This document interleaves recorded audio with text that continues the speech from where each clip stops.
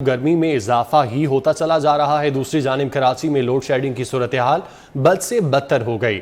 बार बार की load shedding ने शहरियों की नींदें हराम कर दी। मुख्तलिफ इलाकों में लोड शेडिंग का दौरानिया 12 से 13 घंटे हो गया। सूरत हाल क्या है, आयमा खान से जानते हैं। जी आयमा। ये बिल्कुल शदीद गर्मी, बढ़ती हुई महंगाई और उसके ऊपर फिर आवाम के ऊपर लोड शेडिंग का जिन बेकाबू।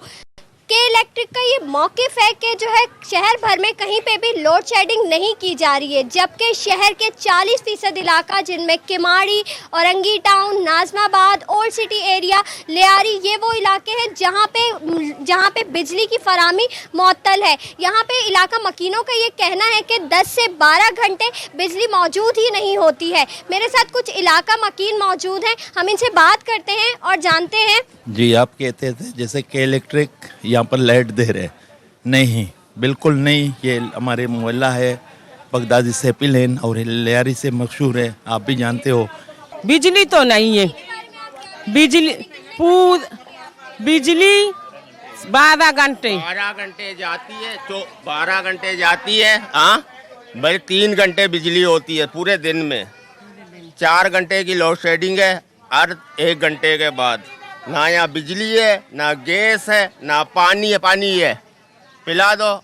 और यहाँ आवाम का ये कहना है कि यहाँ पे बिजली जो है वो 12 से 13 घंटे की बिजली जो है, बिजली की फरामी मुअत्तल है। यहाँ पे बिजली होती नहीं है। बिजली के अलावा जो है यहाँ पे पानी, गैस और दूसरे मसाइल भी आवाम को दरपेश हैं। जी ठीक है, बहुत शुक्रिया आपका। दूसरे जानिब मानसहरा के सियाहती मकाम बाबूसर टॉप पर सयाहों की रौनकें लग गई हैं। गर्मी के सताए सयाह बड़ी तादाद में बाबूसर टॉप पहुंच गए हैं। यहाँ पर क्या सूरत हाल है, जुबैर अबान से जानते हैं। जी जुबैर।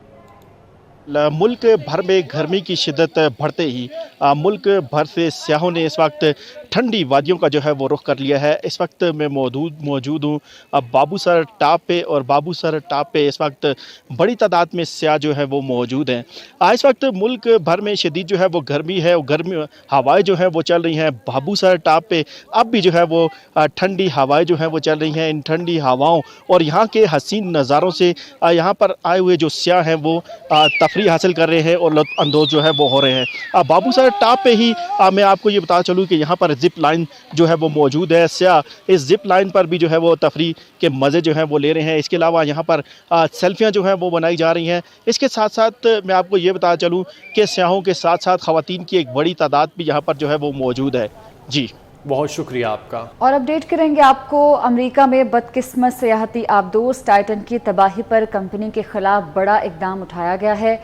वाशिंगटन में कंपनी के मरकज़ी दफातर को गैर मुअय्यना मुद्दत के लिए बंद कर दिया गया है। गैर मुल्की मीडिया के मुताबिक टाइटैनिक का मलबा दिखाने वाली टाइटन आबदोज़ की तबाही की तहकीकात जारी हैं। माहिरीन ने कई साल पहले ही टाइटन के सरबराह को आबदोज़ के साथ पेश आने वाले हादसे से खबरदार कर दिया था, मगर इन तमाम तर सिक्योरिटी खदशात को रद्द करते हुए कंपनी के CEO ने कहा कि ऐसी बातें उनकी तज़लील हैं, ना की जाएं तो बेहतर हैं। वाशिंगटन में कंपनी के मरकज़ी दफातर को गैर मुअय्यना मुद्दत के लिए बंद कर दिया गया है। गैर मुल्की मीडिया के मुताबिक टाइटैनिक का मलबा दिखाने वाली टाइटन आबदोज़ की तबाही की तहकीकात जारी हैं। माहिरीन ने कई साल पहले ही टाइटन के सरबराह को आबदोज़ के साथ पेश आने वाले हादसे से खबरदार कर दिया था, मगर इन तमाम तर सिक्योरिटी खदशात को रद्द करते हुए कंपनी के CEO ने कहा कि ऐसी बातें उनकी तज़लील हैं, ना की जाएं तो बेहतर हैं।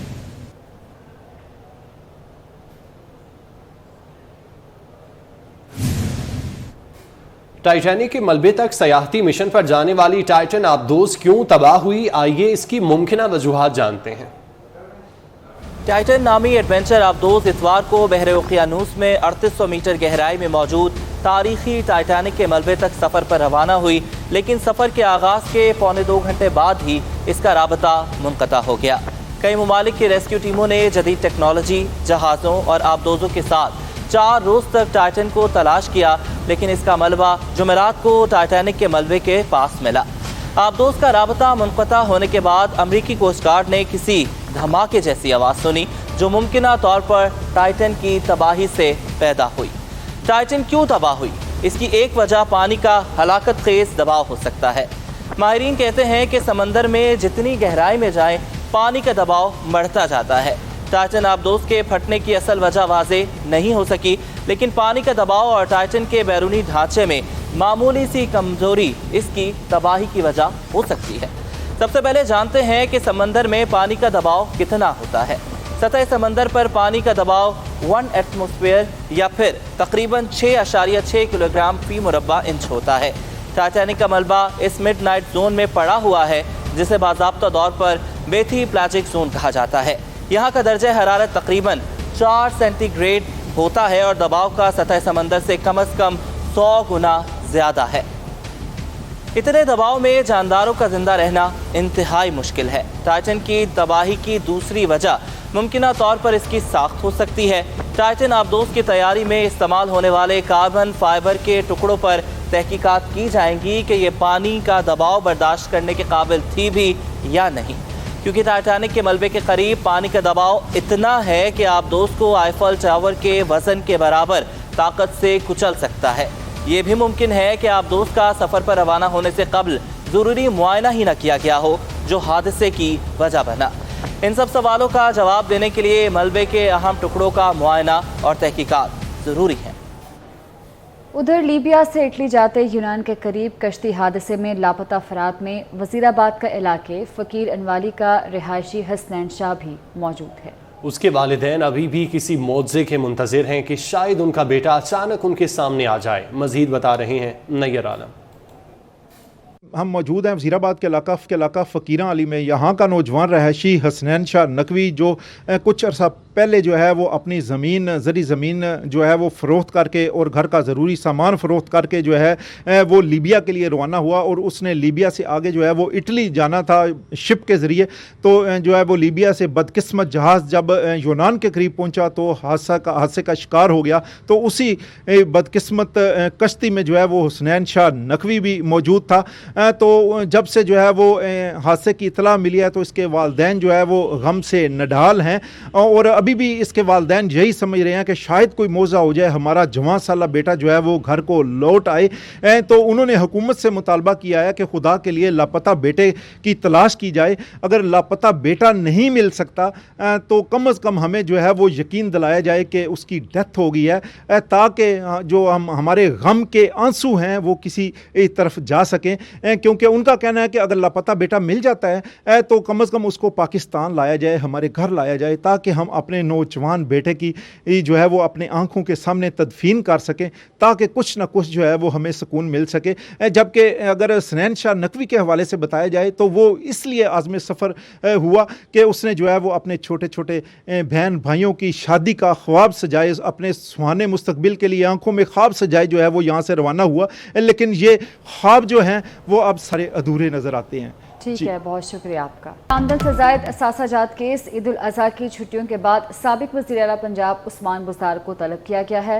नायब ने उस्मान बुज़दार को 4 जुलाई को दिन 11 बजे तलब किया। बात करते हैं सऊद भट्ट हमारे साथ मौजूद हैं। सऊद बताइएगा इस मुतालिक।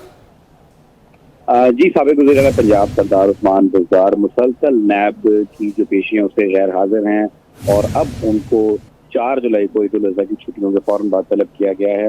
उनको जो कॉल-अप नोटिस भिजवाया गया है उसमें ये वाज़ेह है कि आप 4 जुलाई को दिन 11 बजे पेश हों। नोटिस के अंदर ये भी वाज़ेह किया गया है कि आप गुज़िश्ता 11 ऐसी पेशी हैं जिस पर आप पेश नहीं हुए और आप सिर्फ 2 मरतबा नायब तहकीकाती टीम के रूबरू पेश हुए हैं।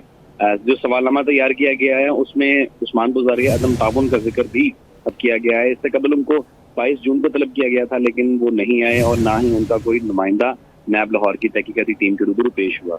उस्मान बुज़दार की कॉलर नोटिस में ये भी वाज़ेह है कि असासाजात के साथ साथ जो पंजाब भर में तकर्रुर तबादले किए गए उस वक्त में assistant commissioner, deputy commissioner, commissioners और पुलिस के आला ओहदों पर तकर्रियाँ की गई, इसमें मुबैना तौर पर करोड़ों रुपए कमाए गए, इसका जवाब दें। और साथ ही साथ जो पंजाब भर में डेवलपमेंट के ठेके दिलवाए गए उसमें मुबैना मनपसंद अफराद को नवाजा गया। साथ ही साथ डीजी खान के अंदर और दौलता शरीफ में एक डैम की तमीर में भी मुबैना ठेकेदार को नवाजने के हवाले से सवालात इस सवालनामे में किए गए हैं। और ये भी पूछा गया है कि आपने एक ही रोज में बतौर वज़ीर आला पंजाब सीएम ऑफिस में एक तकरीर के जरिए 40 अरब रुपए के ऐसे मंसूबों का इफ्तिताह किया जो मौके पर मौजूद ही नहीं थे। ठीक है, बहुत शुक्रिया आपका। वफाकी वजीर शाजिया मरी कहती हैं कि इम्पोर्टेड वजीर आज़म को आइनी तरीके से फारिग किया गया। चेयरमैन PTI हमेशा के लिए वजीर आज़म की कुर्सी पर बैठना चाहता था। 9 और 10 मई को जो कुछ हुआ किसी सूरत बर्दाश्त नहीं। शहदा की यादगारों को मिसमार करने वालों को मुआफ़ नहीं किया जाएगा। नून लीग और PP में सिर्फ सैलाब मुतासरीन का इशू था। तासुर दिया जा रहा था कि नून लीग और PP में मसाइल हैं। पीपल्स पार्टी ने हमेशा सियासी इस्तेकाम के लिए कोशिश की। पहली मर्तबा पाकिस्तान की तारीख में आईनी तरीके से फारिग होने वाला शख्स जो वज़ीर आज़म की कुर्सी पर सारी ज़िंदगी बैठना चाहता था, उसे ये बर्दाश्त नहीं हुआ कि उसे इस कुर्सी से क्यों निकाला गया। 9 मई और 10 मई के वाक़यात, अब 9 मई और 10 मई के वाक़यात में तो हदें पार हो गई, लेकिन जब पाकिस्तान के अंदर, पाकिस्तान की सरहदों पर, पाकिस्तान के बच्चों, मेरे बच्चों और आपके बच्चों की हिफाजत करने वाले शहदा की यादगारों को मिसमार किया जाएगा, उनकी यादगारों को नेस्तो नाबूद किया जाएगा, तो पीपल्स पार्टी इस जुर्म को माफ़ नहीं कर सकती। पीपल्स पार्टी ने इस मुल्क के लिए लहू दिया है, इस मुल्क के इस्तेहकाम के लिए लहू दिया है, इस मुल्क में जमहूरियत के लिए लहू दिया है। तो पीपल्स पार्टी बकौल पाकिस्तान पीपल्स पार्टी के चेयरमैन बड़े वाज़े अंदाज में जो उन्होंने कहा कि पीपल्स पार्टी इस मामले में नरमी नहीं बरतेगी।